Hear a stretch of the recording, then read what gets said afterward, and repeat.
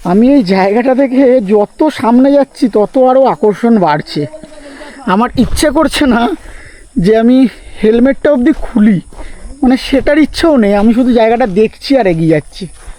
পুরুলিয়াকে কেন আমরা সুন্দর বলি এত, পুরুলিয়ার আনাচে কানাচে এরম সৌন্দর্য ভরে আছে।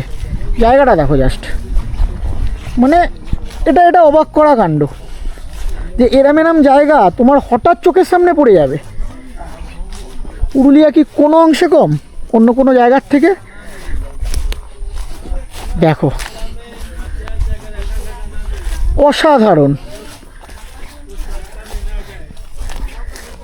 কি সুন্দর। দেখো দেখো শুধু। আমরা এখন হোমস্টেতে চলে যাব, তারা আছে, কারণ ব্রেকফাস্ট করে আবার অনেক জায়গা ঘোরার। পুরুলিয়া এরমভাবে তাড়াহুড়ো করে ঘোরা উচিতও না, আর যায়ও না ঘোরা। কিন্তু কি করব, এত বড় টিম নিয়ে আসলে ওদের তো টাইম ম্যানেজমেন্টের একটা ব্যাপার থাকে। যখন আমি একা আসবো তখন 7 দিন 8 দিন থেকে এক্সপ্লোর করবো। দেখো জায়গাটা, উফ কি সুন্দর, অসাধারণ। দেখো